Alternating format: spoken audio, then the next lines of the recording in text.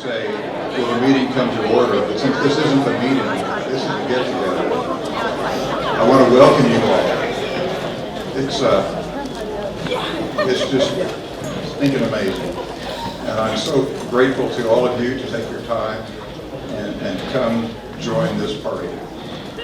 It's, we were hoping for maybe 150. And we doubled that. You doubled that.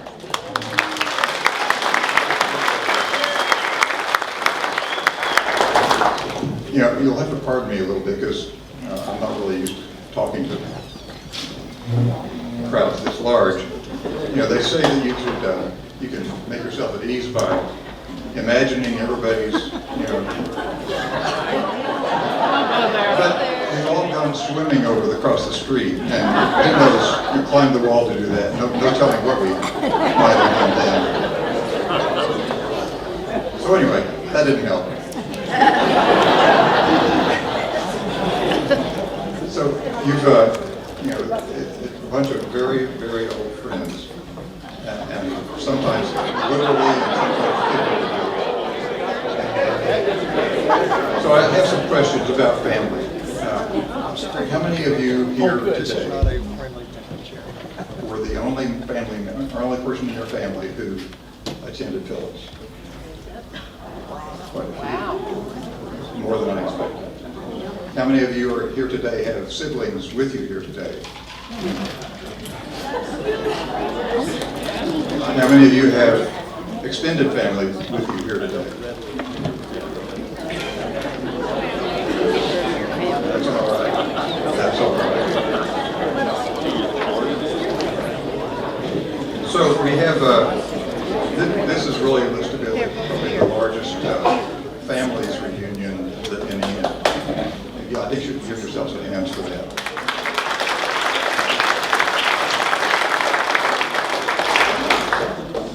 Mandy mentioned it earlier, but I can't say enough about how NOC Enid has embraced the Alumni Association and continue to be make their space available to us for our office.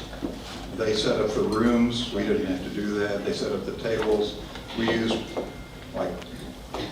very nearly every table that's available and chair available, and it's your fault. So I want to bring you up to date for a few things. We've got any updates to the schedule I want you to let them know about. So you have tickets in your packet to the Cherokee Strip Museum, and they're available to you free if you have the time to go there this afternoon, tomorrow. They are courtesy of the Gridiron Club.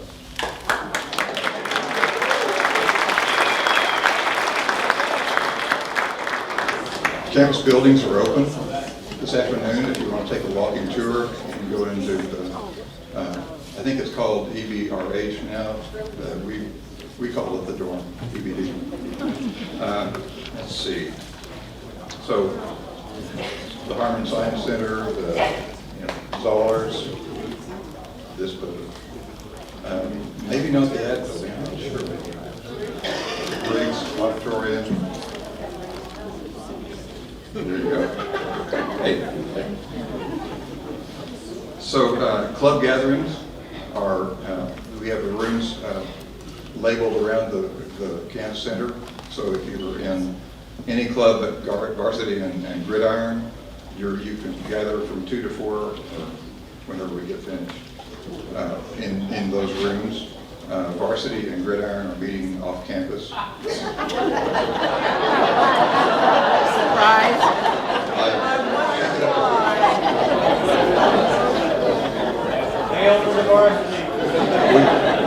We also have the music majors, if they'd like to, can meet with Tom Whitaker at in the 5th floor of the Symphony Center downtown from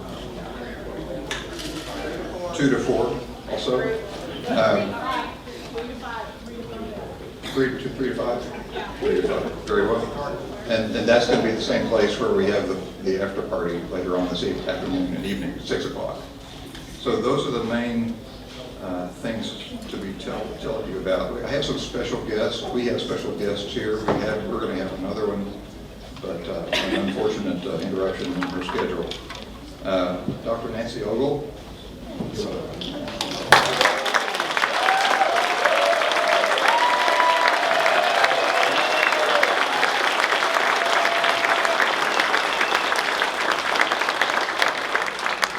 Nancy graduated from Phillips in 1959 and was a professor here from 1963 to 1980.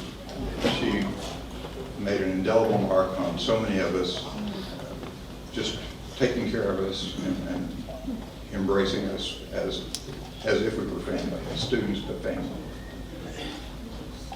Beatrice Skubanek, Mrs. Skubanek, is here. She was the wife of Leonard Skubanek, mother of 11 Philippians, and there are a good number of Skubaneks here to join in this celebration.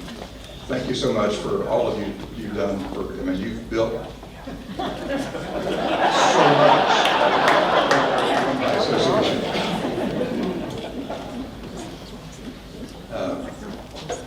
Linda Record was very instrumental in getting the after-party venue and arranging things, and it was good to have somebody local to take care of running these things down, and she has an introduction to make.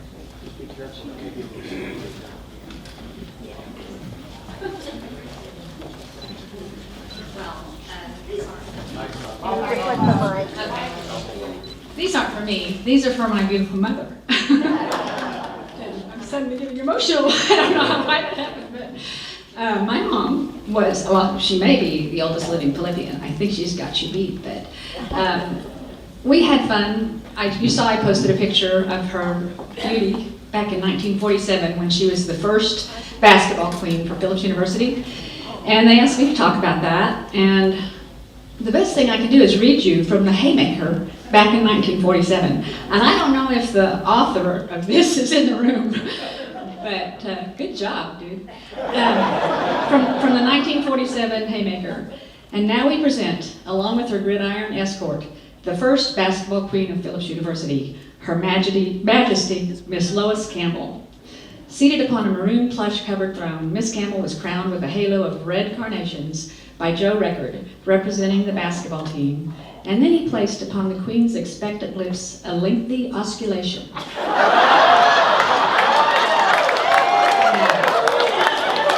You're supposed to sigh.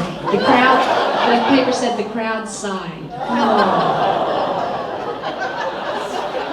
Earlier, fearing capture of Her Highness by some other campus club, the gridiron salted her away 2 days before the coronation, while perplexed club members huddled in little groups plotting to kidnap the Queen from her protectors. Surprised by the sudden appearance of 6 harvesters, now defunct in Phillips Club, the Harvesters, Cummins, her protector, braved the surge of red. But actually, Mom recalls it a little different, that it was, I believe, Mrs. Malone, whose house they whisked her away to hide, scolded the Harvesters, especially that rascal Charlie Van Bosker, and shamed them into retreating. Just over a year later, Lois and Joe Record were married, and would you all come up here? They raised the 4 of us. Many of you know Donnie. He's the band leader you'll meet tonight. My brother Ronnie. My sister Kathy came along later. She wasn't the one that we knew in the 70s. And my brother Ronnie drove in from California for us.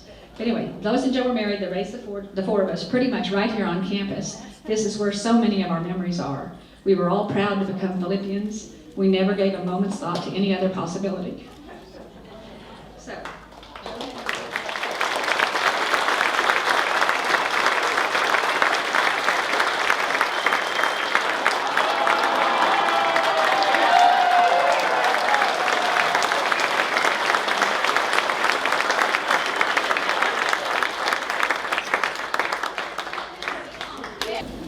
Beth Murphy was going to join us today, but she took a spill outside and cut her arm, and so they took her to the ER. I think Lynn Smith may be able to give us an update, but she seems to be okay. It's just that we had hoped to give her a bouquet and a warm applause as well, because I know she made a big difference. Lynn? Can you hear me? Yes. I just got off the telephone with Dr. Murphy's caregiver, who checks on her a couple of times a week. She is with her now in the emergency room at St. Mary's Hospital. They x-rayed, and she has a broken arm and some abrasions and was bleeding, but she at least did not hit her head. And I spoke with the attending physician when we first took her out there, and the attending physician said that it appeared not to be a medically induced fall. She simply tripped and fell. Pete and I were standing right beside her. It was just like that she went down. But anyway, she was so looking forward to being here today. And if you would, when you get back home, send a card to her. Go on the internet and get the address of The Commons in Enid, Oklahoma. It's the place where she lives. I don't know the address off the top of my head, but you could send it to her in care of the Commons, and I'm sure she would appreciate that very, very much. But anyway, she apparently is, it's not a life-threatening situation, but she's 94 years old. And she is still very alert mentally. I see her every day in the dining room. My wife and I also live in that community now. We're in a townhouse, and she's in an apartment. We see her in the dining room, and she is just sharp as she can be. She moves slowly, but she has not lost anything in her mind. Glenn, It's all there. Glenn, she turns 98 next month. 98. When you get that old, oh, look, everybody I live with now.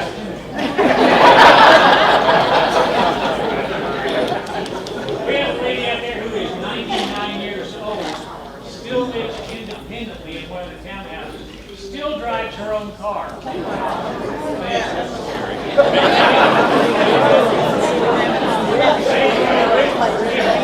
If you would, when you get back home, send a card to Dr. Murphy, and I know she would appreciate it.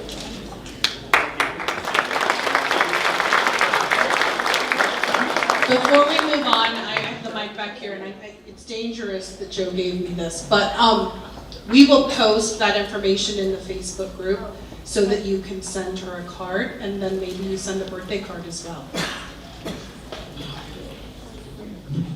How many people went to Sweden? If you went to Sweden, stand up.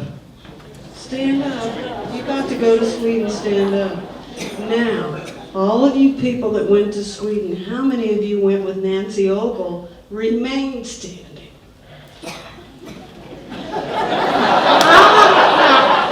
There is a Bill English, there is a Bill Evans. There are people here. And I have to say that I want to thank Nancy for my education and for looking after us. And I love you. I can't say it all.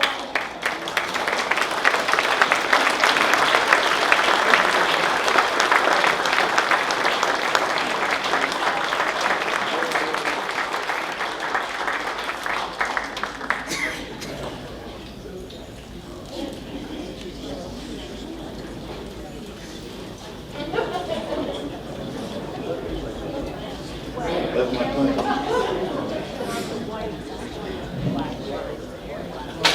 So,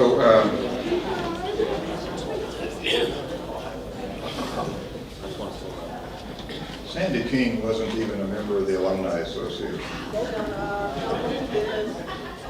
But she decided to get involved. And she's a force of nature. It's just that way. And she took it upon herself to start reaching out to people. She didn't necessarily have their phone numbers, but she knew somebody who knew somebody. And she started calling around and using Facebook Messenger and whatever method necessary. And she touched a lot of folks. We've raised folks that we hadn't been in contact with. She hadn't been in contact with, but she went through the yearbooks and said, oh, I need to contact them. I need to contact her. And so we've got this for you. No time to quit.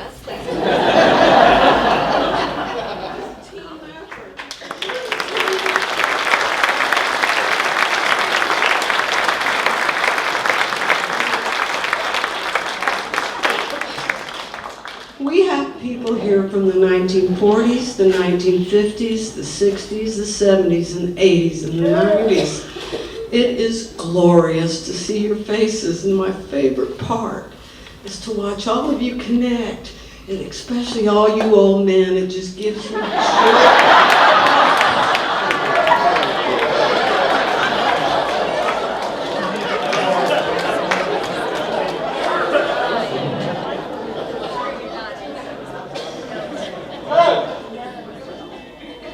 We also recognize that Dr. Tom Whitaker is with us. Yes, thank you.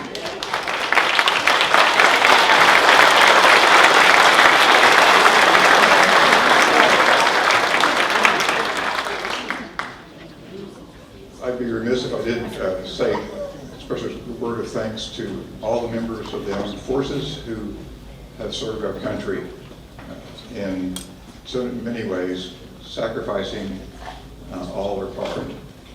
And appreciate them. If you're here today, if you've served in the Army or the Navy or the Air Force, Marines, Coast Guard, please stand up and receive our thanks.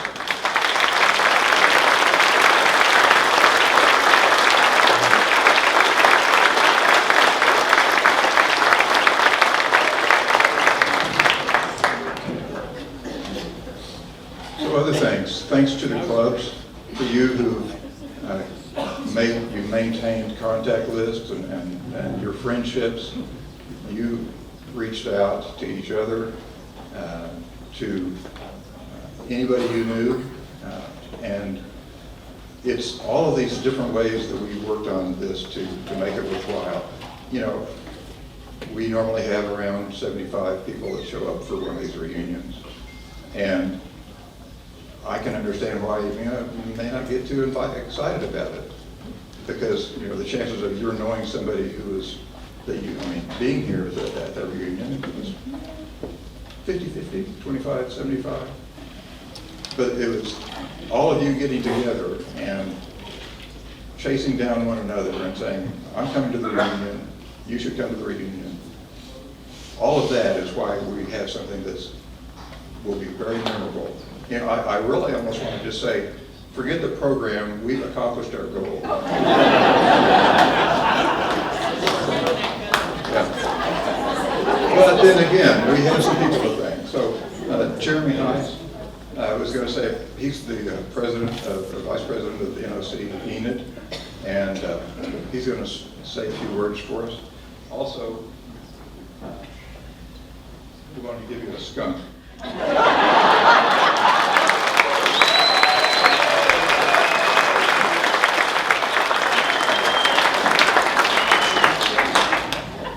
you gonna make them?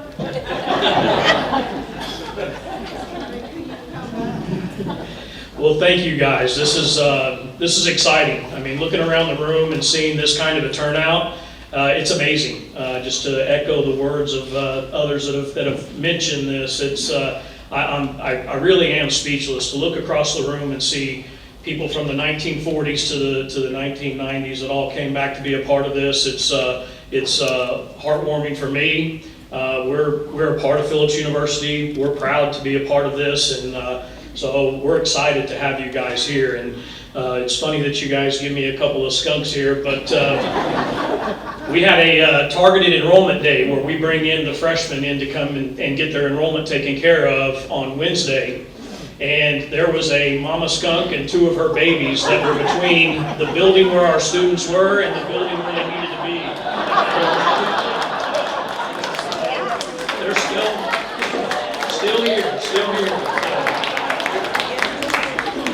Thank you for the opportunity to share some exciting updates about Northern Oklahoma College and the positive developments that have taken place on our campus. We take great pride in maintaining our ties to the tradition and history of Phillips University. And in addition to preserving the campus, the buildings, and the Phillips building names, we continue to provide exceptional educational opportunities for our students. As many of you know, Phillips University held a special place in the hearts of its students, faculty, and alumni. Its legacy of excellence in education and its commitment to fostering spiritual, intellectual, and physical development, along with the social interaction and growth, are still deeply ingrained in the fabric of our institution. We understand the significance of honoring this heritage, and that is why we have taken deliberate steps to maintain our ties to Phillips University. One of the most remarkable aspects of NOC is our commitment to offering a high-quality education at an affordable rate. Our dedication to excellence has been recognized by 5 different institutions, including University HQ, Niche, Wallet Hub, Smart Asset, and the Aspen Institute. These esteemed institutions have acknowledged us as the best community college in Oklahoma and one of the finest in the nation. They have commended our institution for providing excellent instruction, fostering the success of our graduates as they transfer to other universities, and offering a remarkable return on investment. Partnerships are also vital to our success, and we are fortunate to have strong educational collaborations with some esteemed institutions, such as our area K-12 schools, Autry Technology Center, and Northwestern Oklahoma State University. These partnerships have resulted in remarkable programs such as our concurrent enrollment Early 30 and our dual credit to early degree programs. We also have an Associate's in Applied Technology for students who choose a technical career. And we also have the Bridge program with Northwestern Oklahoma State University. We've also partnered with Northwestern to address the teacher shortage in Oklahoma and beyond. Through our Fast Track Elementary Education program and our program for paraprofessionals, we are helping individuals complete their degrees and become certified teachers in the K-12 system. While the past couple of years presented challenges due to the impact of COVID, we are pleased to see a rebound in our enrollment. Our athletic programs have also experienced significant success. Our women's basketball team has been to the national tournament 5 times, and they've also won 2 academic national championships. Our men's basketball team reached the national tournament once, and they've played for the Region 2 championship twice in the past 3 years. Additionally, our baseball program has been to the NJCAA Division II World Series 5 times, reaching the pinnacle in 2019, winning the World Series National Championship.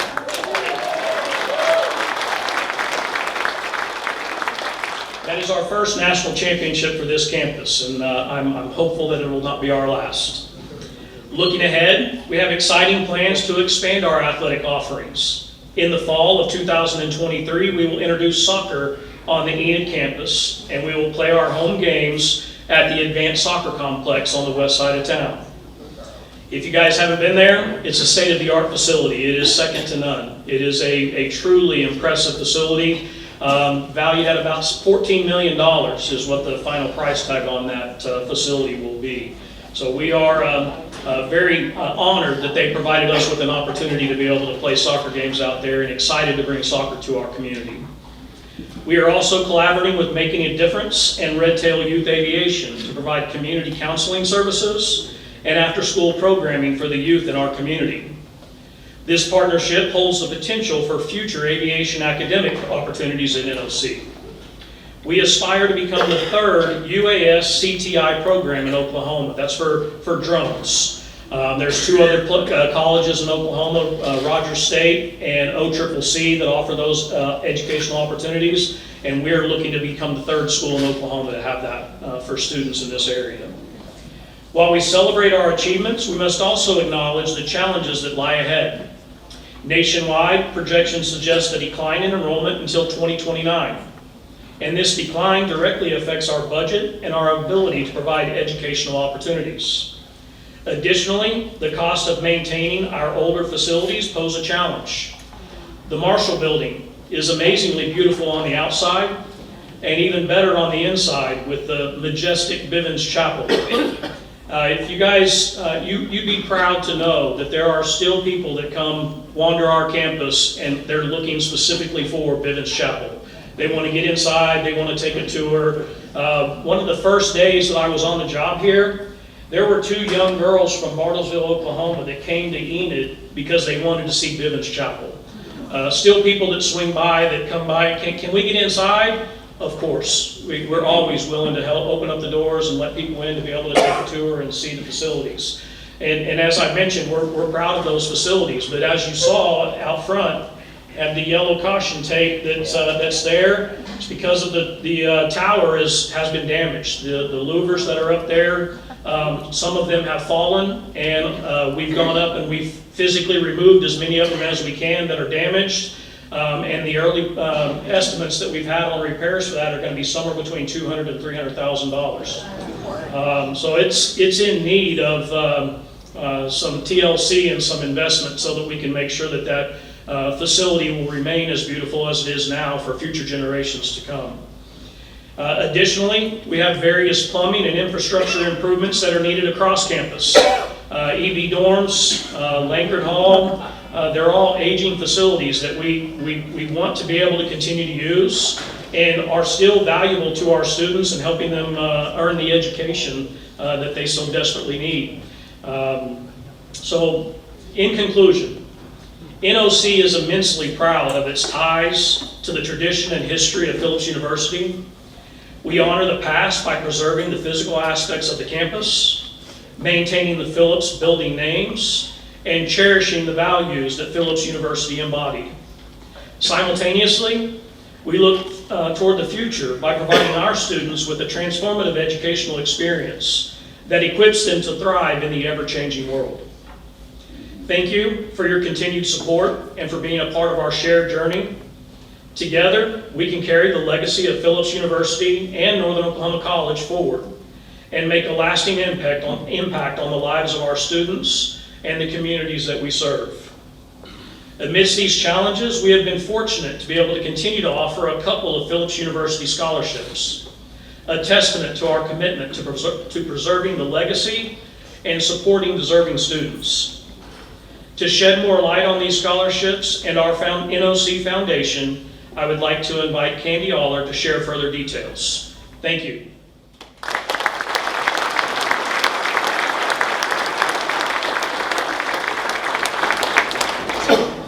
I just want to mention that my daughter played volleyball here when they had the program started. So I don't know if you knew that we had volleyball a few years back. And Dwight Guppy started soccer. Yes. They did have volleyball until just, was it 5 years ago? Maybe Oh, no, 6? it's Has it been longer than that? So, well, thank you, Jeremy. What a wonderful crowd we have today. This is amazing. Kind of makes me jealous. We're going to have to take tips from you all at the NOC Alumni Association to figure out how to do gatherings such as this with this many people that turn out. This is amazing. I need her name, Sandy King, and her contact information. As Jeremy said, I'm Candy Aller. I'm the Director of Development and Donor Relations for the NOC Foundation.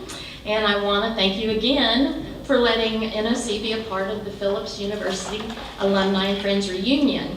We appreciate the opportunity to celebrate with you all today. I would like to share a brief history of the agreement made in December of 2012 between Northern Oklahoma College, the Northern Oklahoma College Foundation, Inc., and the Phillips University Alumni and Friends Association, which is still in effect today. In this agreement, the college agreed to provide at no cost to Phillips University Alumni Association adequate office space with internet connection on the Northern Oklahoma College Enid campus, and to pay cost of utilities, property insurance, and other physical facility support for the Alumni Association. And currently, the Phillips University Alumni and Friends Association office is located on the first floor of the Marshall Building, which I think some of you said you got to tour it and see where it was. So we're proud that we can still furnish that and have that here for y'all. The college also created the Phillips University Legacy Scholarship, which allows out-of-state NOC Enid students who have family members who graduated from Phillips University to apply for an out-of-state tuition waiver. This institutional scholarship program is still in place today. Also, in the agreement, the NOC Foundation agreed to work with the Phillips University Alumni Association to provide scholarship grants to the college and directly to NOC students from donations to the foundation. The Phillips University Alumni Association agreed to work with the foundation to provide information and assistance to those who wish to honor the memory, heritage, traditions, and ideals of Phillips University by providing scholarship grants to the college and directly to NOC students from donations to the foundation. And I am proud to say that through this agreement, the Phillips University Alumni and Friends Scholarship Fund was established in 2012. This fund was made possible by Phillips alumni who wish to carry on their alma mater's tradition of giving and repay the many kindnesses shown to them by the Enid community. The purpose of this scholarship is to assist students with financial support with the hope that when they become successful one day, that they too will give back to support others seeking a higher education in Enid. So the scholarship fund has been generously supported with donations received since 2012 totaling $78,500. To date, 217 scholarships totaling over $82,000 have been awarded to NOC Enid students. This speaks highly of the wonderful support the foundation has received from Phillips University alumni and friends. Unfortunately, if you figure the math, the funds in this scholarship have now been depleted, and we are hoping that those who wish to continue to honor the memory, heritage, traditions, and ideals of Phillips University will consider joining together in continuing to support the Phillips University Alumni and Friends Scholarship Fund so the NOC Foundation can continue awarding these scholarships to future NOC Enid students. For any information on ways you can do that, you can go to our website. It's www.noc.edu. There's a Donate Now button. You can pick Phillips University Scholarship. We have brochures out in the lobby. And I have some pamphlets if you need anything. You can get my contact information. You can contact Jeremy Heiss here at the college. We can find ways. You can go online. There's many ways you can donate. So again, we thank you for allowing us to be part of this wonderful celebration, and any size donation would be appreciated to this scholarship fund. Thank you so much.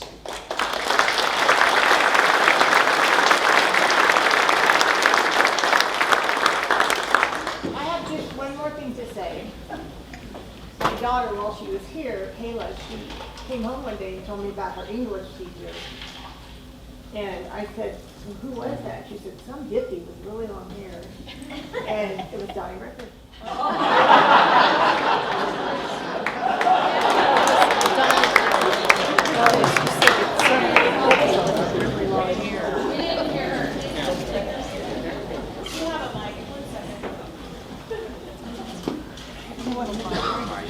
Not everyone heard you.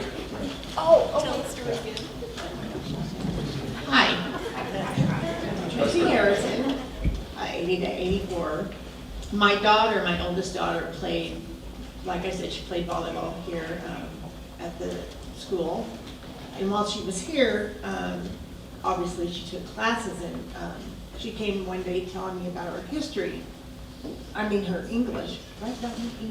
English professor, and he looked like a hippie.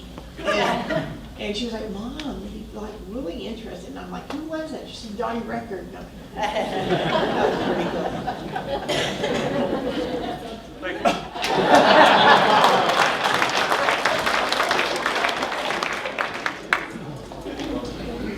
So when we got this this project going for the reunion,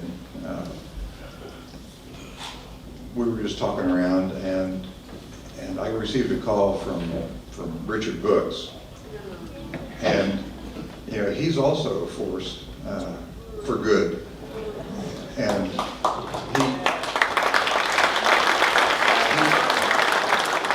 a member of the Legacy Foundation, and they have a wonderful contact list. And he said, well, since this is focused on the 70s, from 70 to 80, he said, I've got this list of people I can call. There's only 1,500 people.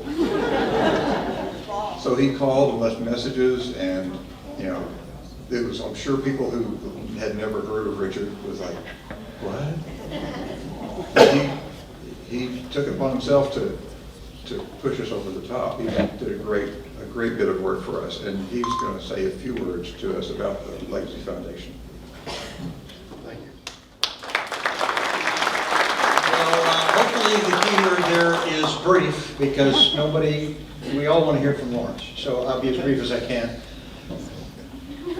Those of you who know me know that Phillips is at my core.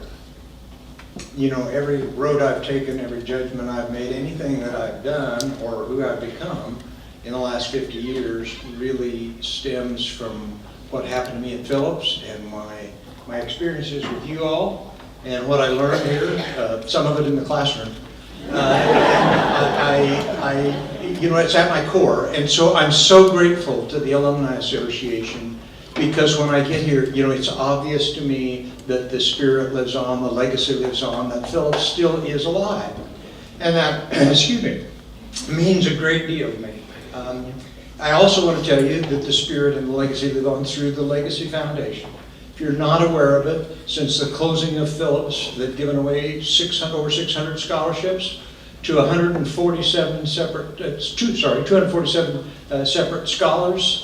This year, the total amount awarded will exceed $2.5 million. Now, there are lots of, thank you. It's a very valuable thing because that helps kids go to school, but there are lots of scholarship programs. What I hope you know is that the real purpose of that is the leadership portion.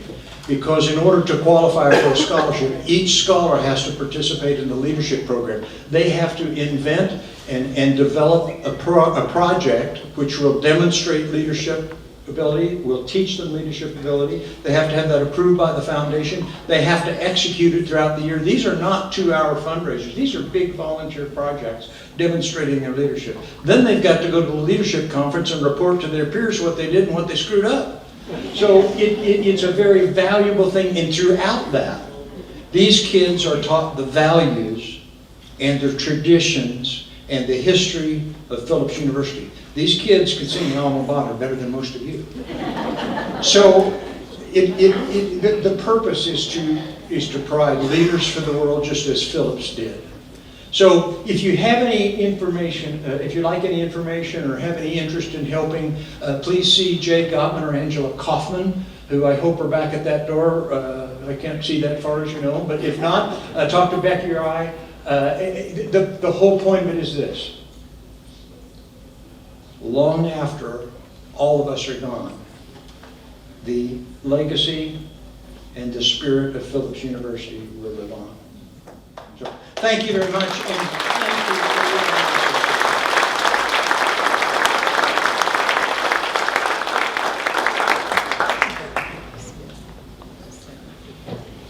Okay, Bill, you're up. He's going to say a few words to introduce somebody else. Bill English.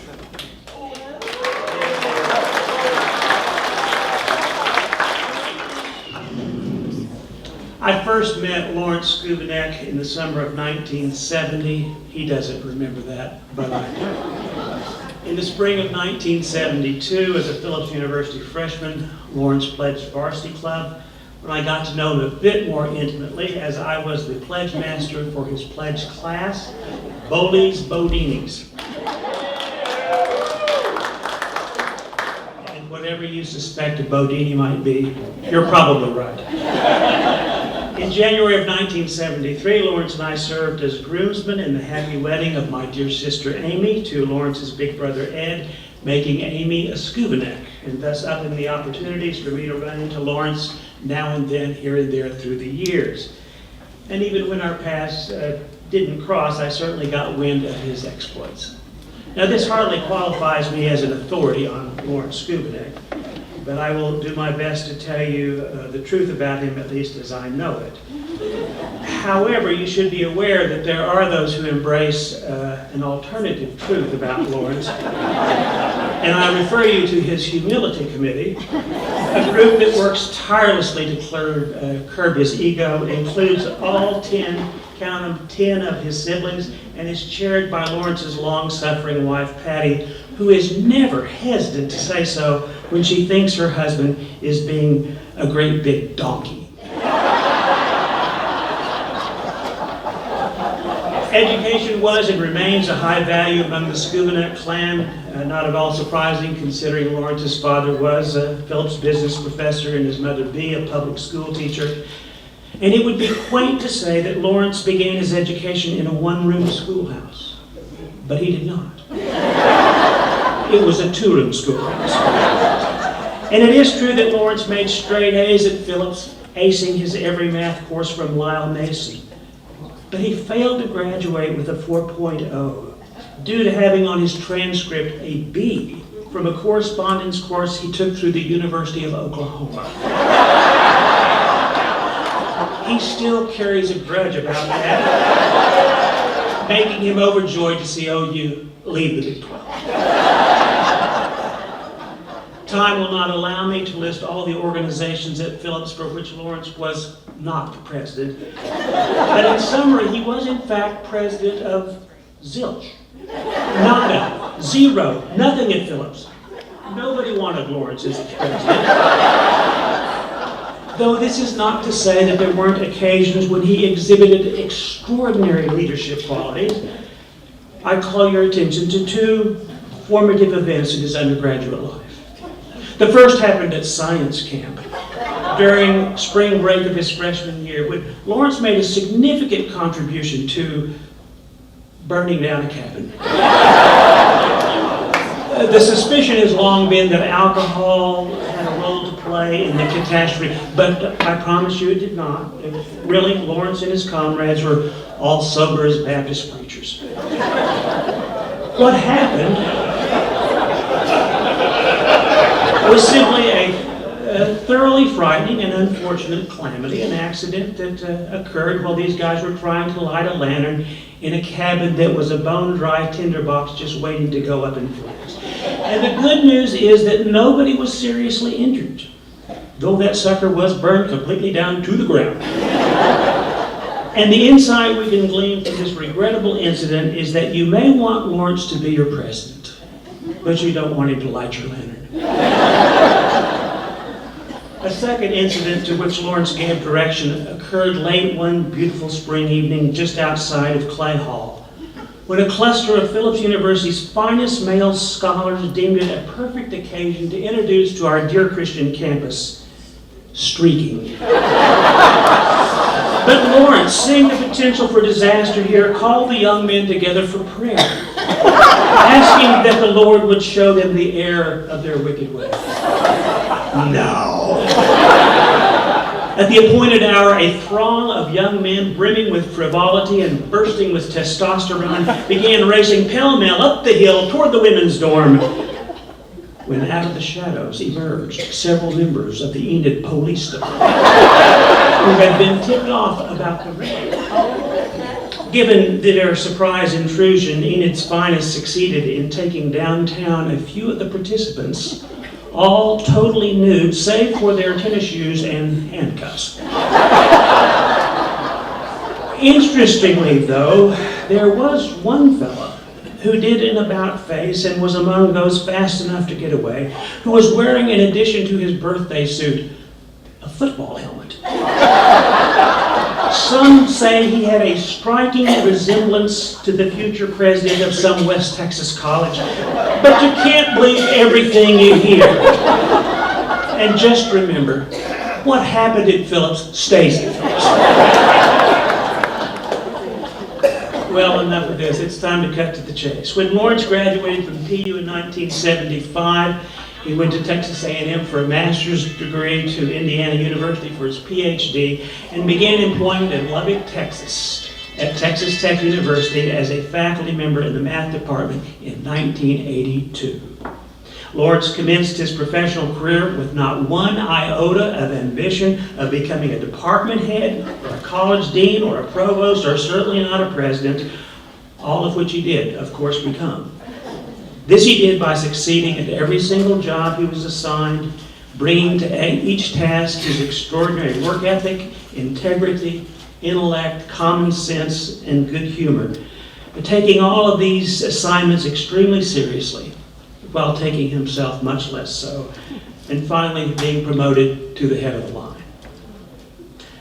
I have no clue how the president of a university with 40,000 students and more faculty members than Phillips University had students spends his time, other than fighting a never-ending battle for truth, justice, and the American way, and wondering what teams are in his football conference. But high among a host of a president's most demanding responsibilities is being the face of the university, meaning he must appear glad to answer every single question he is publicly asked, no matter how discerning, impertinent, or inane those questions might be. One day in the throes of COVID, when we were all losing our grasp on reality, I was flipping stations, and there suddenly on the screen before me was none other than Lawrence Skubanek, his own self. He was being interviewed by Wolf Blitzer, who on national primetime television was basically questioning the sanity of Texas Tech's decision to open its campuses that fall. And Lawrence proceeded to answer every question astutely and convincingly, with absolutely no insolence, double talk, or attempt to sidestep Wolf's inquiry. It was masterful of what it was. A statement that made complete sense at a time when most everything else anybody was saying then seemed totally senseless. And I was proud of Lawrence that day.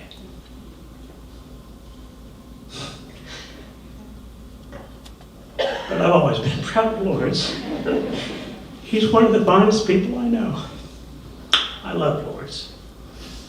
And I'm a homer. The Sooners and Cowboys, they're 1-2 on my personal pantheon of favorite teams. But if you're ever around me some Saturday this fall, you might hear me yell, "Go Red Raiders!"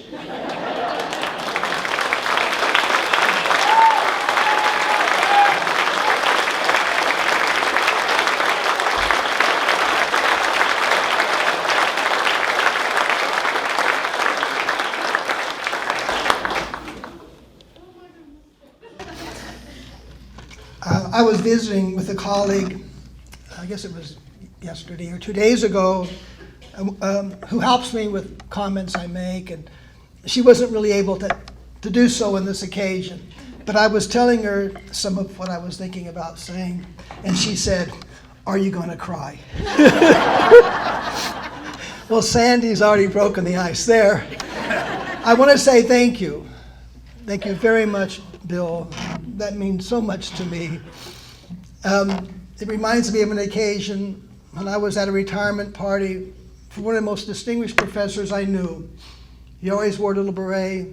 He never used foul language. And there was a group like this. Everybody was thanking him for what he had done. And he said, "I don't deserve this, but I have hemorrhoids and I don't deserve that."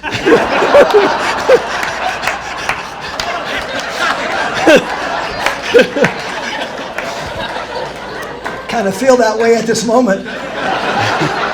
Sandy, Joe, who am I forgetting? Sandy, Richard. They were leaders on this campus when they were students. And Bill is absolutely right. I was not. It wasn't intentional. It's just an apathetic, selfish attitude. Last night I saw Mark Pumphrey. I saw Phil Campbell. Mike McElwee wanted me to mention him, so I'll say he was a leader. I wasn't one of those, but I just want you to know how extraordinarily humbled I am to stand in front of you. And I also do want to thank Jeremy and Candy for being so respectful and supportive of the legacy and tradition of Texas Tech. No, I'm serious. I think they recognize what an extraordinary institution this was. Joe called me a couple of days after our graduation ceremonies and asked me if I would speak. And one thing I don't want to do is make a lot of references to where I work. That's not the point of this. But I did say to Joe, I said, well, Joe, we just had graduation yesterday. 5,500 students graduated. And there are two things about that event that I think are relevant to my hesitation and my surprise at being asked to do this. Our speaker this year was a guy named Ed Whittaker. Ed Whittaker was the CEO, president of AT&T. He's a very dear friend. He told me the day that Steve Jobs walked into his office and took this thing out of his coat pocket and said, this is a phone and I need a network. When he retired, President Obama asked him to take over General Motors. He took them from bankruptcy to profitability in about 18 months. So I called Ed and I said, Ed, on the occasion of our centennial commencement, would you speak? And he said, do you think I can do it? He didn't mean because he was an octogenarian. I identify with what he was saying. Nothing I can say here today, I think, can add to the depth of the feelings you have about this place. And in some ways, I almost feel like a voyeur. This is so personal. And anybody in here could stand up and speak in, I think, a deeply meaningful and emotional way about what this place meant to them. But Joe asked me to do it, and I'm so grateful and humbled to do it. Another point I made to Joe on that day is I said, okay, Bill alluded to this, 40,000 students, 2,000 faculty, blah, blah, blah. And I said, every day we try to be like Phillips. And I mean that. And I was so pleased when Kathy Hill Osborne came up and said to me she had two sons that went to Tech, and it was like Phillips. When I left Indiana and I took a job at Tech, I went back and forth for 4 years between Tech and A&M. And that's how I met my wife, because she's getting her degree, my first wife, at A&M teaching at Baylor. And every time I go back to A&M, she think, well, maybe you'll stay here. But it didn't feel like Phillips. I know there could be some Aggies in the room, and it's a cult, but but at Tech, we took care of our students in the same way that we experienced that here. So here's a few points I want to make. Phillips was a good institution. I said good. Oh, there's one other thing I forgot to say, and I wanted to make sure I do this.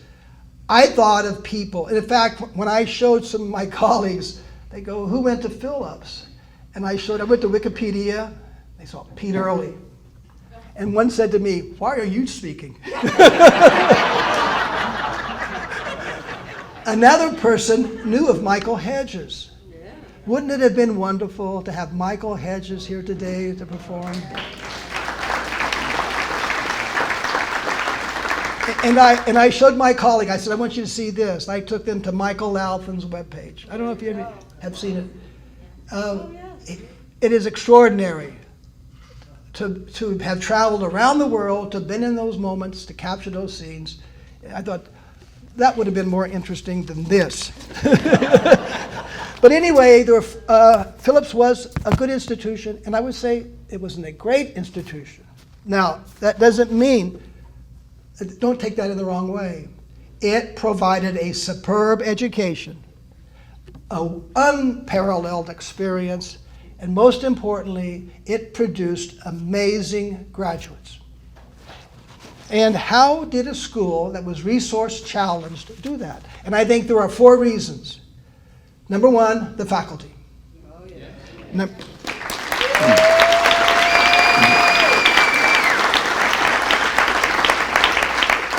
And we'll say a little, Nancy, I'll come back and say a little bit more about that. Its mission as a liberal arts institution, our very location, Enid, Oklahoma. And most importantly, a wonderful student body. So let me say a thing about the faculty. As a student, I did not realize the sacrifices they made. Sacrifices in terms of compensation, lack of resources, and the workload. I was talking to Terry Lewis, who went on to Illinois and got a PhD there. Today, if you want to hire a chemistry professor, don't ask them to teach more than 1 course a semester for at least 3 years. And the startup would be probably $1 million. The faculty over in that science building didn't have those kind of advantages. But these faculty conducted themselves with the ultimate professionalism and empathy and connection. I had a certain vision of what a professor would be like based upon what I saw at Tech. So when I went to A&M, in fact, I went there because Phil Alm said, "You're kind of a farm boy, I think you'd feel more comfortable there than Purdue." That probably wasn't the best advice.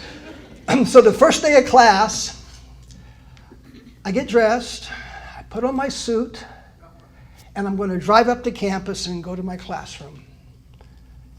It was about 35,000 students there. I didn't realize you just couldn't pull up to the building.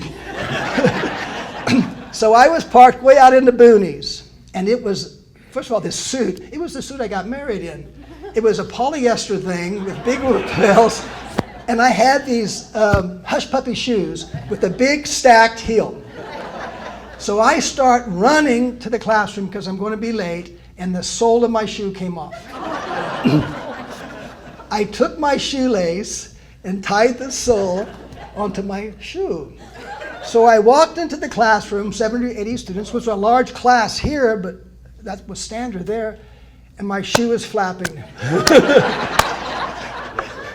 And I bet those students thought, "Who is this nutcase?"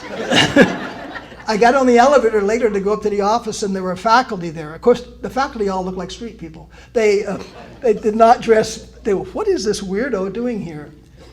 But I thought that there was a certain manner in which faculty were to conduct themselves, a certain professionalism. That's what I saw at Phillips. I was taught by Dr. Phil Alms, Lyle Mason. They were the math department. Terry made the comment that courses were rigorous. They were rigorous. I love physics, and I took a lot of courses from Dr. Philip Holmes. Horton. And here's the thing about Dr. Horton. He was a typical sort of nerdy physicist. And I wanted to take a course in thermodynamics, and I was the only person that signed up. Later, I wanted to take a course in nuclear physics. I was the only person that signed up. What did he do? He taught that course, not as an individual study. He would go into the classroom. I would sit in the chair. I was the only person in the room, and he would lecture. And if you remember, he would raise stuff with one hand as fast as he wrote. And I'm sure that he was teaching a full load beyond that. And I'll probably get verklempt here, but he showed up at my wedding, and I still remember the gift he gave me. Those are the kind of things faculty did here. I'm sure that Sandy, you saw that, the impact that Dr. Ogle had on her, and so many others could speak to that. Beth Murphy, I think, was a legend here. I think she played a big role in the number of students who left Phillips to go into medical school.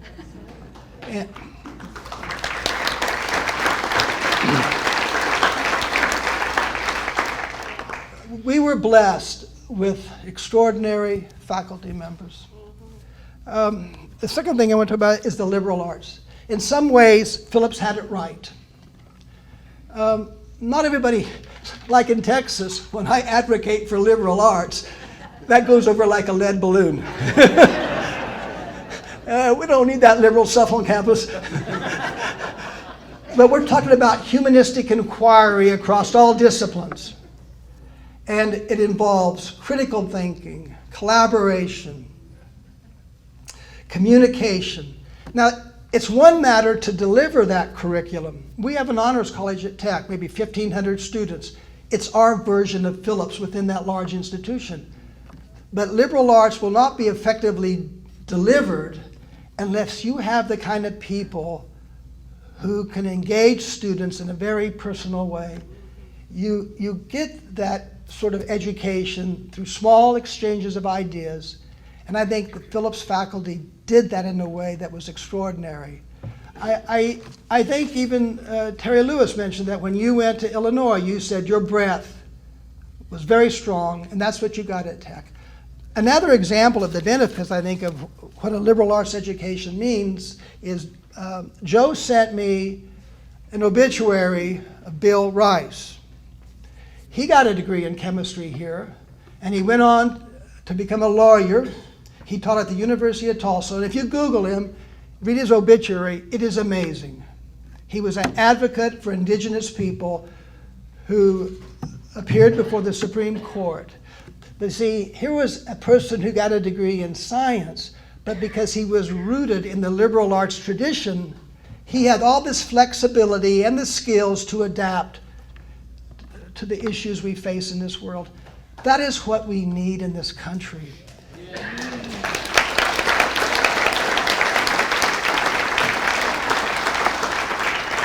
No democracy has really survived without a highly educated populace, especially in the liberal arts tradition. And what you see today in this world is so much of choices are based on return on investment, as they perceive it to be.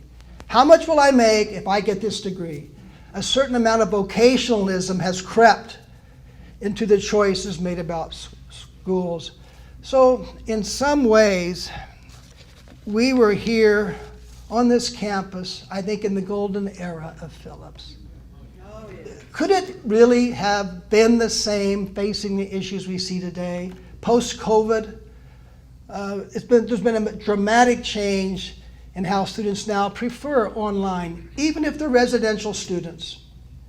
That wasn't Phillips' game. I think Phillips would have responded very well to the social issues we face. People in here have such a sense of service. Bill's made it clear that I didn't,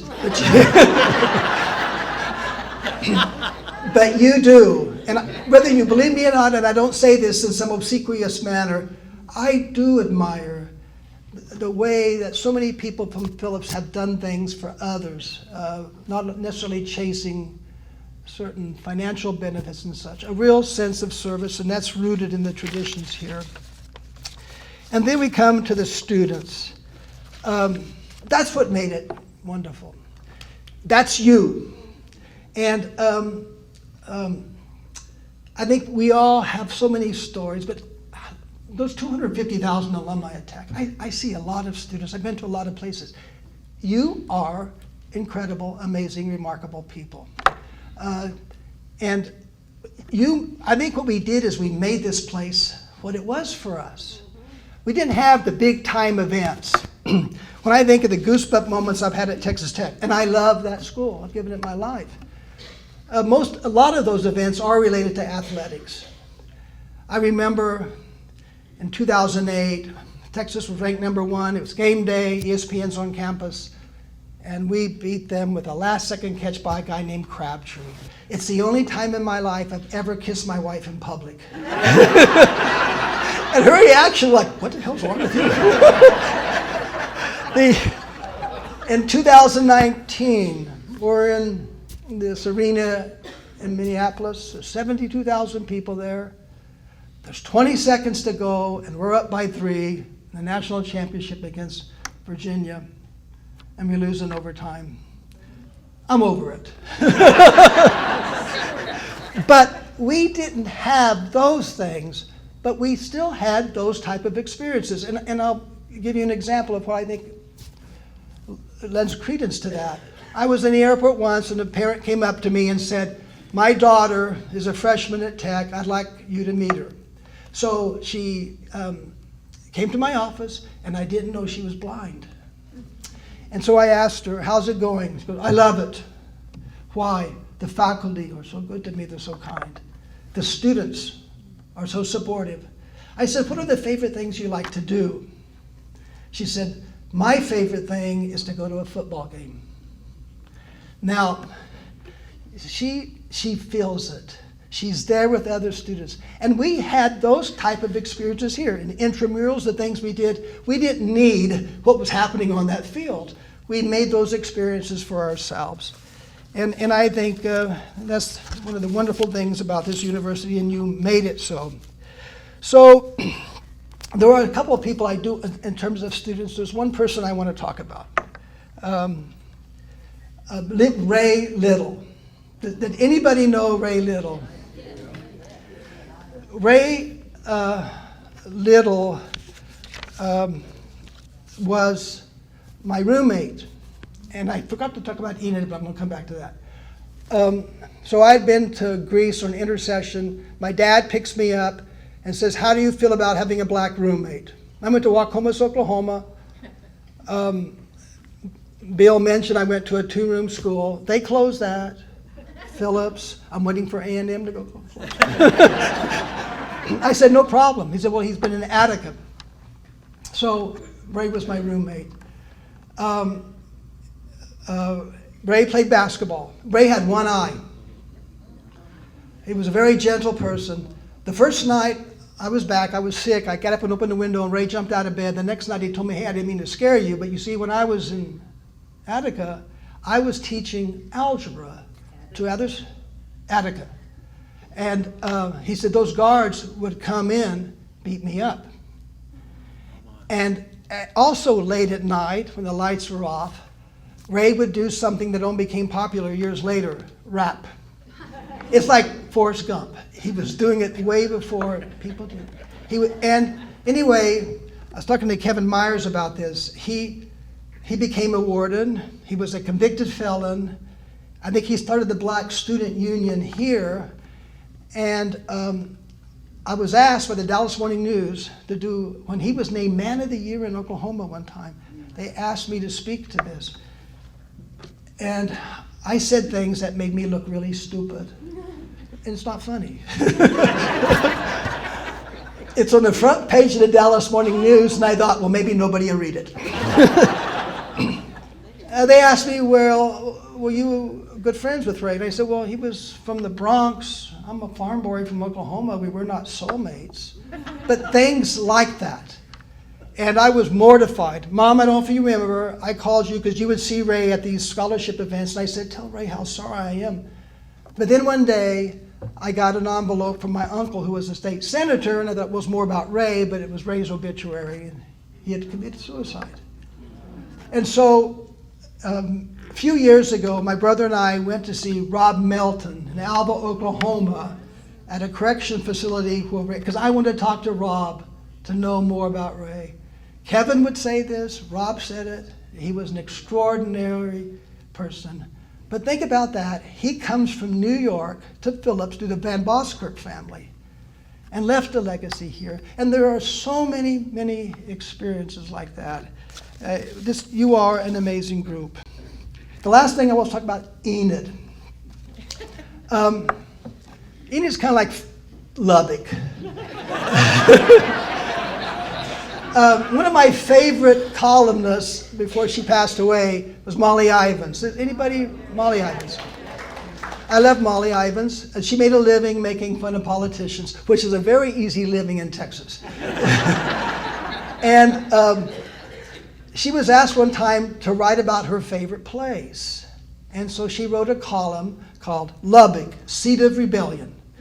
And that was her favorite place. And she said, Lubbock, like Popeye the Sailor, is what it is. And if you're from Lubbock, it's hard to be pretentious, damn hard. And in a way, I think if you go to school at Phillips University in Enid, Oklahoma, and you would compare what it's like to be on the campus at Cambridge or New Haven or Berkeley, you can't help but be a little bit arrogant there. But here, you leave with a certain state and quality of mind. You're ambitious. You have an unparalleled work ethic. You have an endearing humility. And these are the kind of skills that enable people from Phillips and from this area, in this heartland, to do anything. They take a backseat to no one. So being here in Enid also, I think, provided extraordinary opportunities for people who may have been place-bound. And here I'll try to get through this without getting too emotional. My dad was a farmer.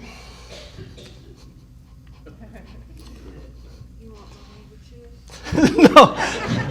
But my mom graduated in 1950 from Oklahoma State, then A&M. Next 16 years, she had 12 kids. And my dad thought, how am I going to educate these kids? And I remember him saying to me, there won't be much to divide when I'm gone, but we'll give you an education. So he started going to night school at Phillips. They called it night school back then. He would put on his suit and go to class at night. And Bob Gray was one of his professors. He was an extraordinarily kind man. And he wrote a book, and he had a little bit in there about my dad. One of the first times my dad took a test, he said he left the room. Bob went to the restroom. My dad was in there throwing up. He was nervous and scared. But Bob and other members of the faculty said, if you go away and get a graduate degree, maybe you could join the faculty here. And that's what he did. He commuted 60 miles a day to go to Oklahoma State and was on the faculty. My mom, when she was pregnant with the 12th child, was back here at Phillips, I think getting a master's degree, and she got her certification to be a teacher. But there are probably many, many more stories like that where by its location, people had access to opportunities they'd have never seen. It was important to this community. I do regret that this community doesn't benefit, I think, from the intellectual enrichment and the cultural enrichment only a university like Phillips could have provided.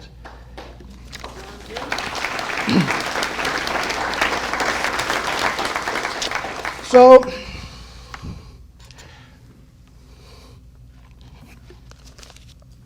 we've come to a point in our life. Sorry. I think in some ways, and I'm not speaking to the younger people here, our memories in some way are more important than our aspirations at this point in our life. And I think, and so there's a columnist, Mary Schmidt. He was a Pulitzer Prize winning author, and I don't know if I meant, she wrote one time, the older you get, the more you need the people who knew you when you were younger.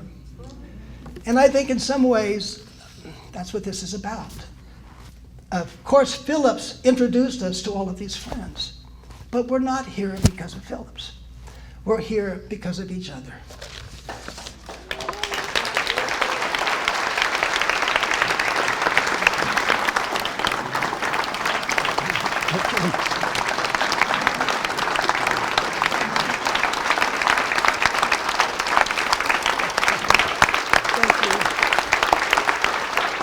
Beautiful boy.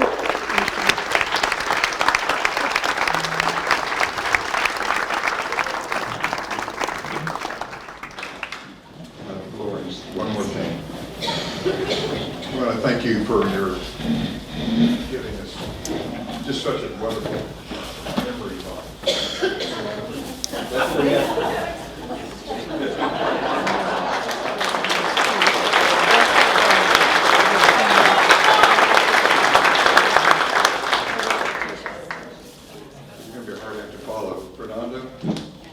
Yeah, I got you. We're introducing Fernando Fernandez. He is the last Philippian on campus when the school closed 25 years ago. So he's going to talk about that experience for us. So thank you, Fernando.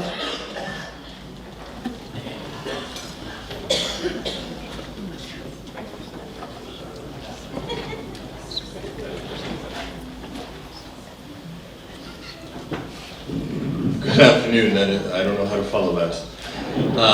The first thing I'd like to begin is just to talk about the reunion here in general, and what a blessing to be amongst so many just distinguished alums, friends that I haven't met yet. So add me on Facebook, please, okay? So Fernando Fernandez Jr., yeah, not one word, but 3 right there, okay? My name is memorable. People tell me that all the time. The junior at the end is kind of, I think, the scene right there. Fernando Fernandez. Sounds like a Hollywood movie star. Well, a Mexican movie star, a Mexiwood star at that point. The theme, the spirit lives on. We came up with that as a committee. The working title was "'Tis but a flesh wound," and a lot of people didn't get that one, but I really wanted it to be so. You know, the Camelot guy here wanted that, but I think that is very fitting for Phillips, isn't it? "'Tis but a flesh wound." You close us down, but like I said, we are stronger now in death than we were when we were alive. The spirit lives on. And I feel like I'm in mass every time I say that. I want to say, "The spirit be with you, and also with you." There we go, yes. That's how you can also spot the Star Wars nerds out there. "The force be with you, and also with you." Sacrilege right there, sacrilege. I know, those of you that caught it right there. Sandy, Joe, and then of course Misty. Misty has not been mentioned tonight, but Misty Hood-Overfelt. Misty was the chair of the reunion committee, so Misty, thank you so much for planning such an amazing weekend. Last year was my first time on campus in 24 years, and when I came, it was the same. And the one thing that I remember being the same was the smell. The aroma, the odor. The Gantz Center smelled like the Gantz Center. Marshall smelled like Marshall. Earl's butt. Well, that kind of speaks for itself, doesn't it? So the spirit lives on in the scent as well. There is something magical about this place. And I'm so glad to see so many people here. Last year we just filled this little tiny dance floor, and now look at us, we burst over. We burst over. Amen for this miracle that happened to bring us all together today. A little bit about myself and how I came to Phillips before I tell you about the end of days. I'm not a preacher, so I'm not going to talk that kind of end of days. But I grew up in Aransas Pass, Texas, a little podunk shrimp town that you probably never heard of. Oh, some of you have heard of it. Okay, awesome. We used to have a 16-foot fluorescent pink shrimp above City Hall, as we were the shrimp capital of the world.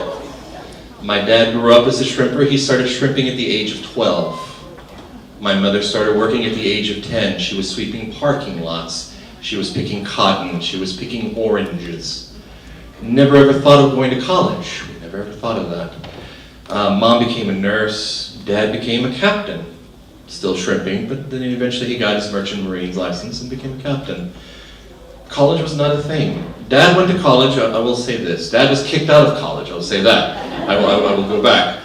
Dad was the first American student to be recruited to the University of Monterrey to play American football when they introduced American football into Mexico.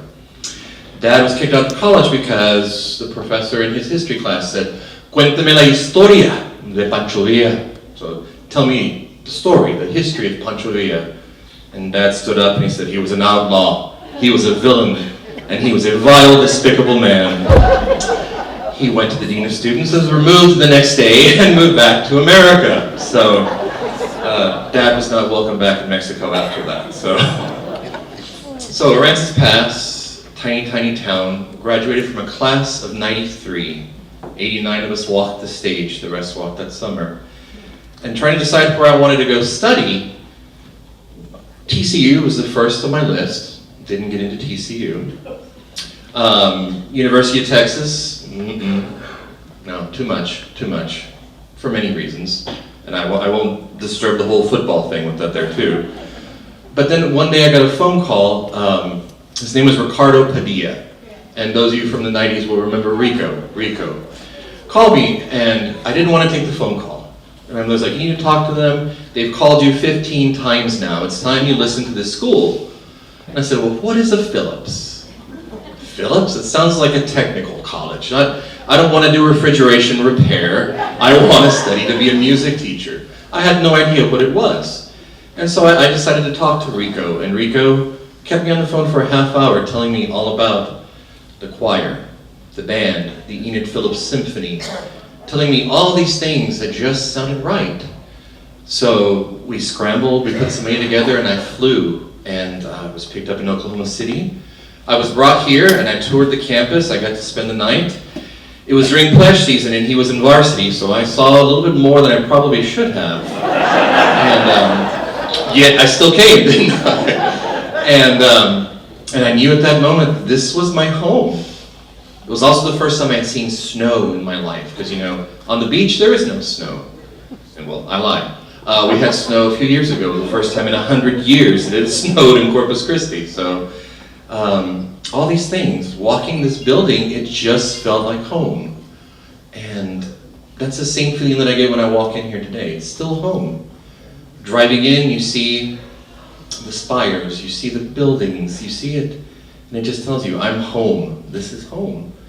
And so I came here and I studied, and I played the Enid Phillips Symphony for 4 seasons. I was in the concert band, I was in the wind ensemble, I was in the concert choir. We did madrigal dinners in this room alongside our faculty members. You know, Tom McDonald, God rest his soul, was in here. Beth Murphy was the queen of one of our madrigal dinners. I mean, the list goes on and on. I played in band with Jerry Gustafson, the math professor. He sat right next to me playing trumpet. We went on tour, and he told me some of the best stories I've ever heard. I can't repeat them right now, but Jerry Gustafson was just amazing. We had Professor Roper on the trombone playing with us.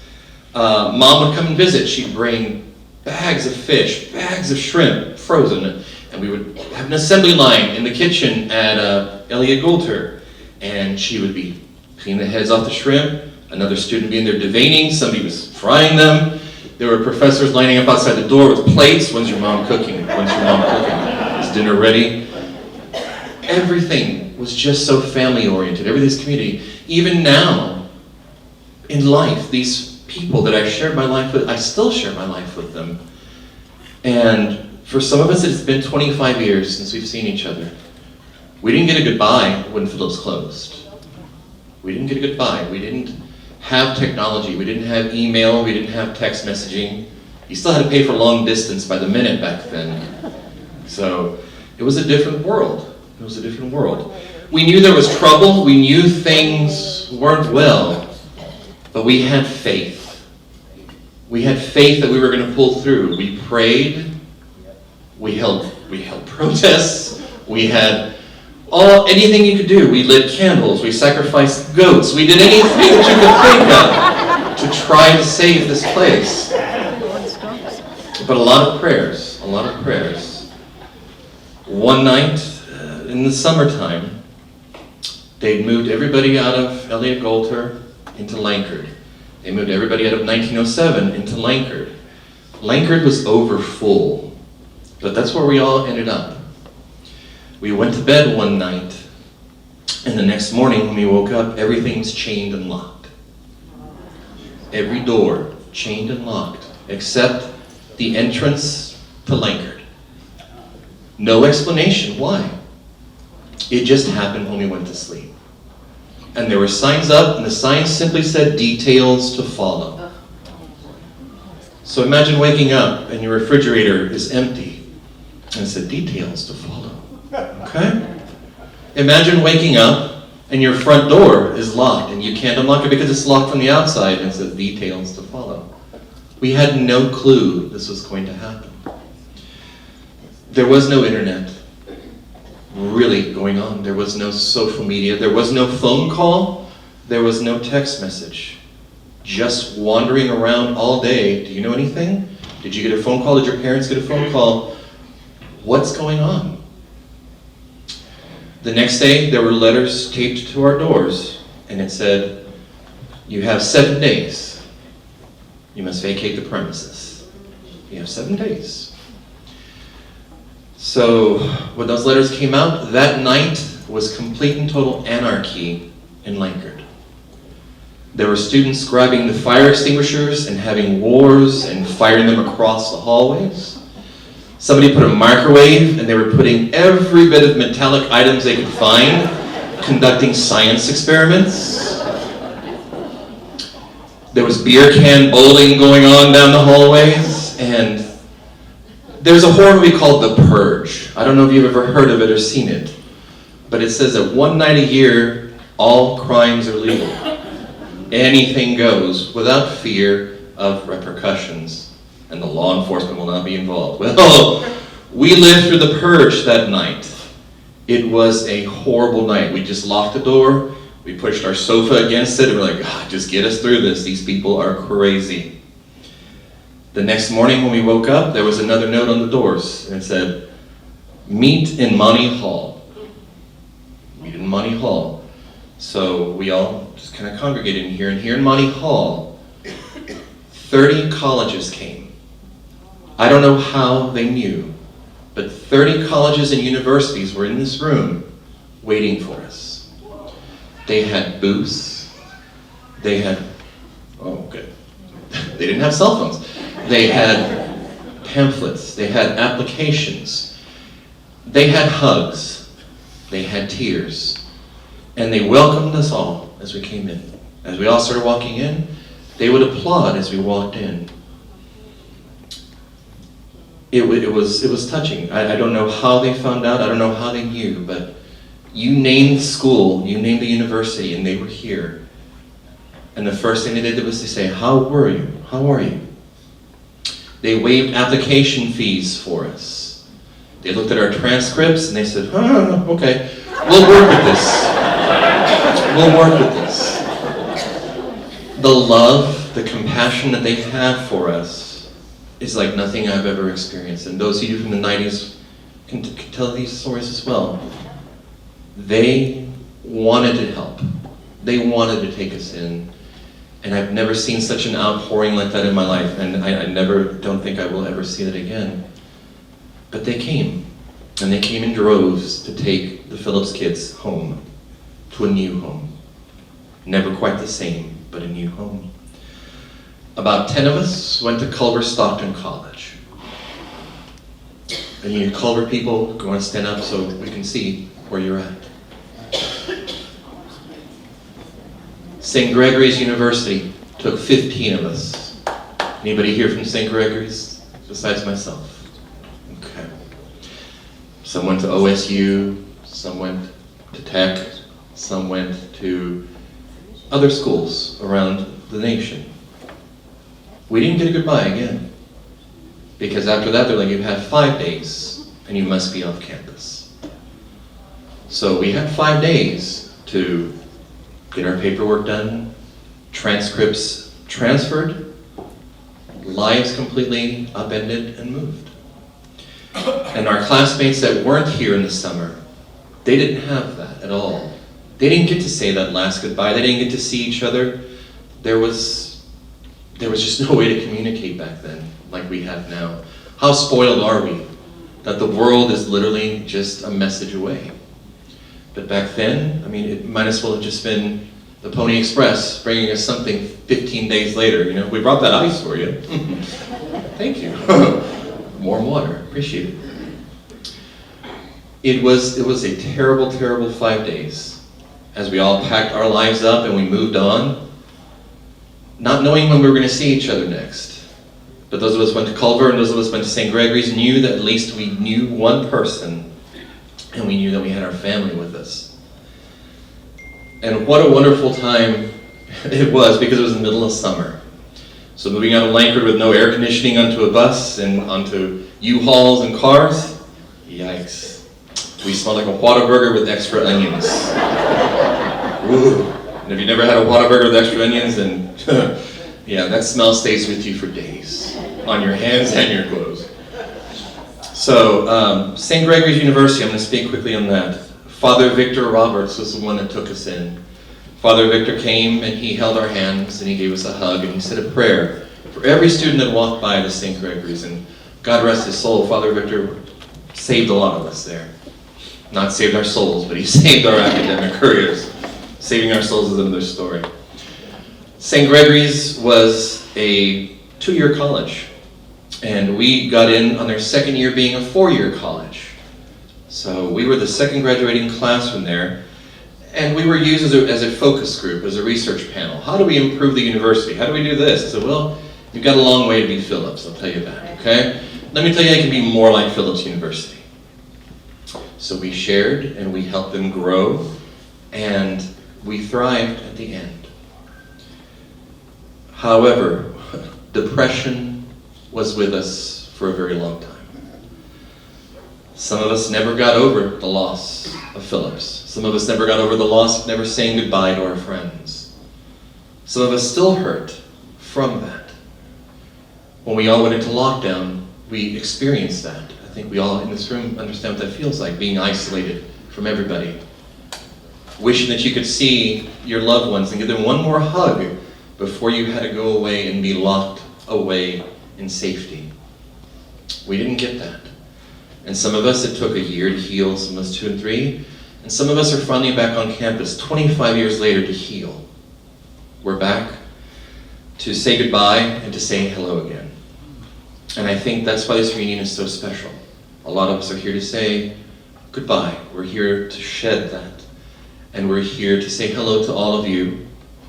And we're here to say hello to the new life that's about to begin with our healing, being in such fellowship.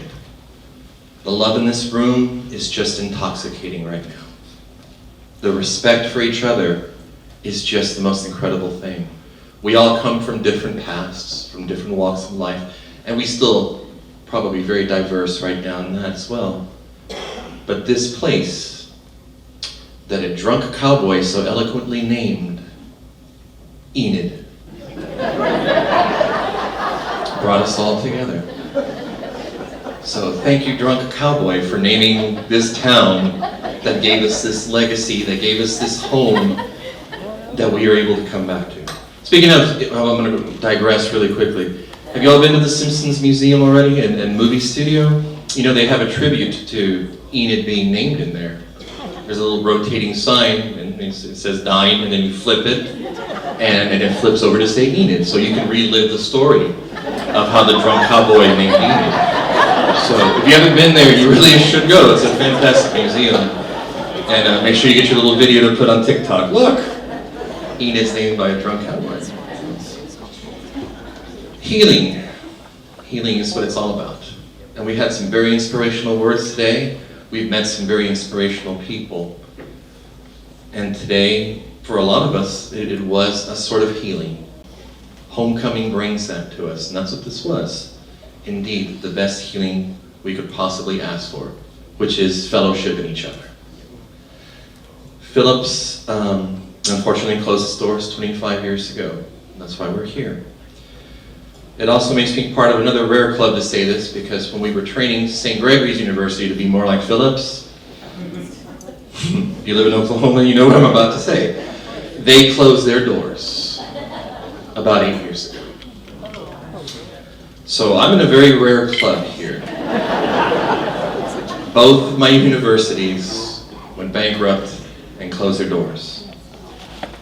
When I was going through my master's degree at A&M Corpus, I was doing my financial aid training, and the lady presenting it, she said, okay, there's no way to get out of your student loans, which most of you know that, and there's only one way, and that is if your university bankrupts, but you wouldn't know about that.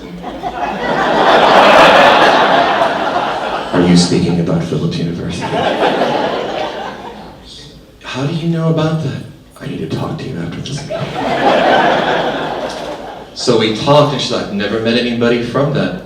They always teach us about it when we're learning to go out to tell people about student loans, but I want to pick your brain. And then later on, they're like, well, this is never going to happen to you. Have you ever heard of St. Gregory's University in Shawnee, Oklahoma? You were hip? Yes. So a very rare club. Phillips University taught me everything that I needed to be a teacher. Even when I didn't know that I was going to do things in life, Phillips knew. The faculty here prepared me for that. One of them, Dr. Tom Whitaker in here. If it wasn't for Tom, I don't know what I would have done with my life. He gave me so much guidance, and he was there for us and always took care of us. A little bit about me really quickly. I wasn't supposed to be a music teacher. I was a bit lazy, I'll admit it. But I always had to drive. And at one point I was asked to leave the music building because they said I was a bit lazy. And I'll never forget the faculty member, and I won't say their name, they said, "Your life would be more suited to be a professional fool. Like maybe a disc jockey, or a VJ, or how about a mascot for a sporting team? That's what I think you're suited for, Fernie." So for one semester I was a history major. And Dr. Glenn Tracy took care of me and rebuilt my self-esteem. I re-auditioned, I got all my scholarships back, and I went on to become a music teacher. I am a Klaus Nobel Teacher of Distinction. I was a state runner-up for Teacher of the Year for Krispy Kreme donuts. I've had 6 outstanding performers for the state of Texas Solo and Ensemble, countless sweepstakes. My choirs have sung all over the United States, and I have I have done great things in this life, and many great things yet to come. But it was all because of people like Tom Whitaker. It was all because of classmates like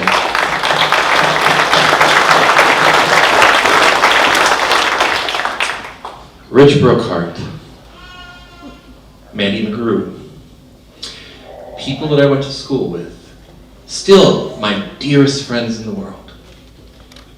And 25 years from now when we're coming back here, I'll say the same things about these sorts of people.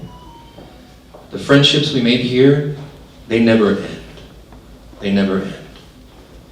And that's the most beautiful thing about Phillips. Some of you, I might not have met yet, but I'm going to. But this legacy we have, we know people from the 1940s, and we know them by name, and we know their deeds. We know people from the 50s, the 60s, the 70s, obviously. We all know Sandy. So that's the great thing about this university, is no matter when you graduated, you can always trace yourself back to somebody that went to school here. And you always have this instant bond when you say Phillips University. You can go off and just name people that you have in common. During COVID one day in Corpus Christi, I was in line at a Panda Express. And this man comes and knocks on my window of my car. I'm like, what does this man want? I don't want my windshield cleaned, you know? And so I rolled down my window and said, "Sir, may I help you?" And he goes, your license plate cover says Phillips University. Did you buy it this way, or do you actually know what this is, son? Sir, I graduated in 1998, and you know I was the last Philippian there on campus, and so yes, I think I do know what Phillips University. I graduated in 1979. I bet you don't know who my okay, yes, I do know who your professors were. And we talked in this parking lot right there while cars were honking. As, by the way, I want my orange chicken. And so Phillips is powerful that way. A friend of mine said that they were an orthodontist in Oklahoma City. And the orthodontist said, "Where did you go to school?" "Oh, so you're part of that cult, huh?" And people say that about us because we kind of are a cult, aren't we? We all know each other. And we all, like I said, we have that bond. We can name 6 degrees of separation from the time you were here to a person across the room in here.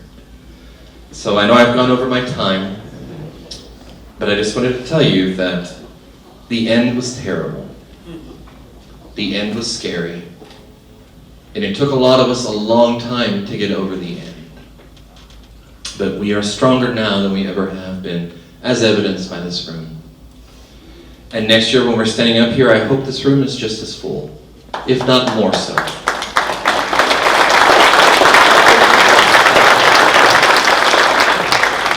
What a rare, rare honor for a little Mexican kid from Aransas Pass, Texas, to be up here today.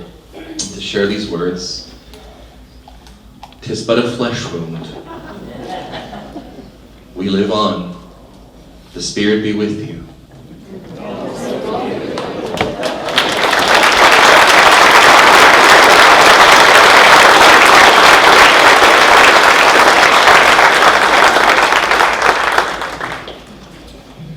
Okay, so, Steve Whitfield, where are you? Steve Whitfield is the commissioner of the PGA. And he's going to say a few words about the golf tournament yesterday.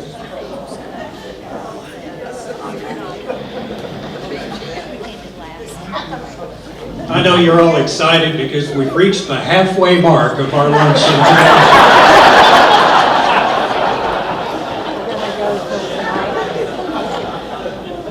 Golf can be golf can be defined as an endless series of tragedies obscured by the miraculous once-in-a-lifetime shot.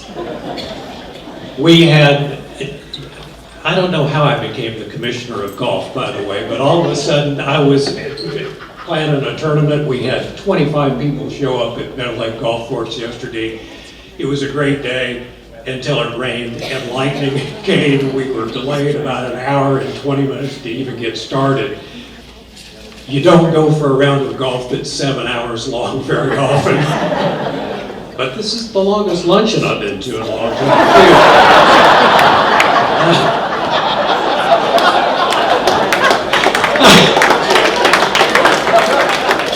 Okay, I am going to be brief. I am announcing the winners, the winning team, and also 2 specialty winners. On hole number 5, we had a closest to the hole competition. The winner of that competition is Mr. Mike Burris. Would you please come forward, Mr. Burris?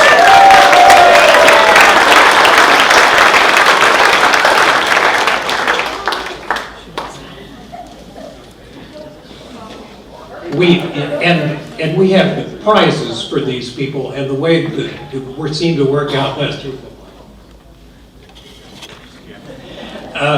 is gift certificates to Meadow Lake Golf Course Pro Shop. They can get anything that they want. It makes it easy, and there's no trophies that just you have to dust.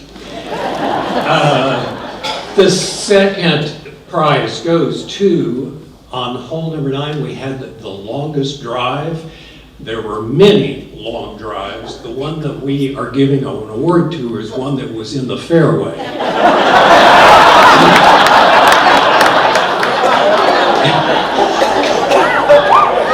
And the winner of the longest drive contest is Brian Middlestead. Brian, are you here?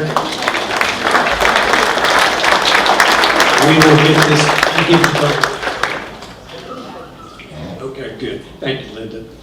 And the winning team, we're not going to go through all the teams, we're just going to talk about the winners. The winning team consisted of Matt Beatty, Joe Franklin, Brian Middlestead, and Danny Maxey. They came in at a score of 300 par 68.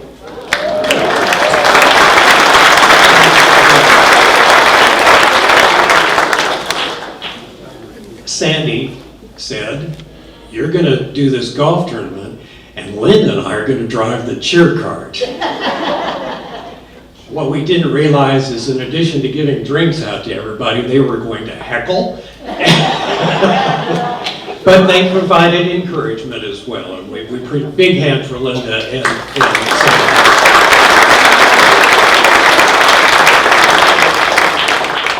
We'll count down to 30 seconds.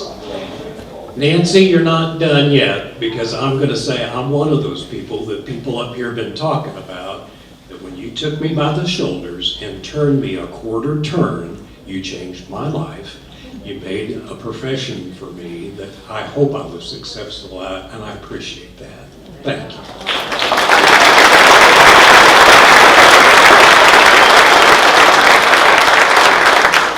Lots of things been said about Phillips, what it means to you. It only means 3 things to me. I got an education. I got all my best friends in the world. And I got a life partner, and if we make it 5 more months, it'll be 50 years.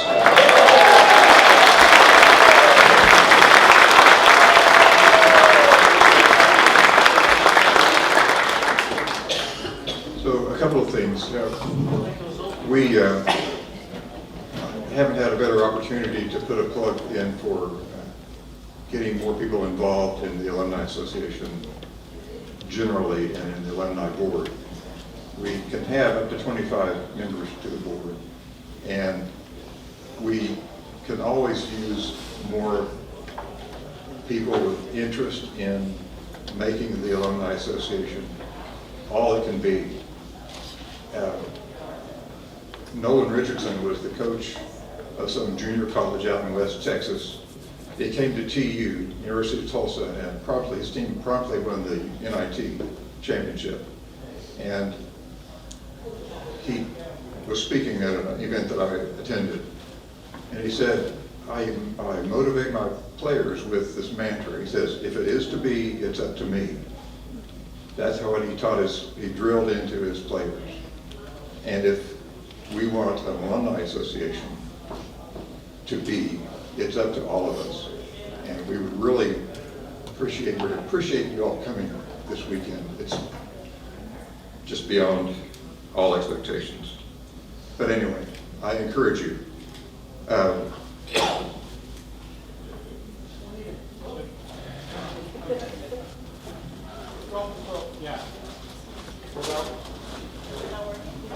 we go. We're about ready to draw for the alumni, for the quilt. Yes, please.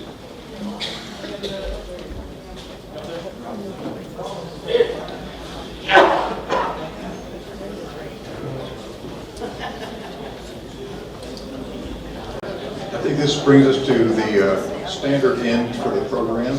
We're going to stand, please. Oh, yes, I'm sorry. Okay. So besides amazing academics and professors, a nurturing and lasting community, spirituality that was embodied in people, was the social life of Phillips University. And besides, I would add to that, some of the hardiest partiers at Phillips are now ministers. And I'm among that group. So some of us wanted to have one more party, one more event for people of the 70s. And so I put together a lunch, and people have been writing in for 6 months saying they were coming. First we had 50 people. We opened it up again to 75. More people wrote and said they wanted to come. And we talked about adding tables outside the room, which is pretty fun. But some people are not able to come now. So there are still a few spots. So if you would like to come to the after party for the 70s graduates, please talk to me and we'll see you Sunday at 11:15. It's time for the alma mater. Actually, I've got one more announcement. Sorry, it sparked on me.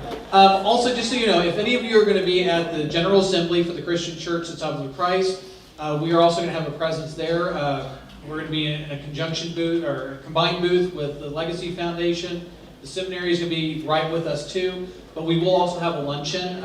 Right now we're at capacity, but we're going to be trying to expand that if you were trying to get tickets. Just letting you know, the General Assembly is coming up at the end of July in Louisville, Kentucky, and we hope to see you there.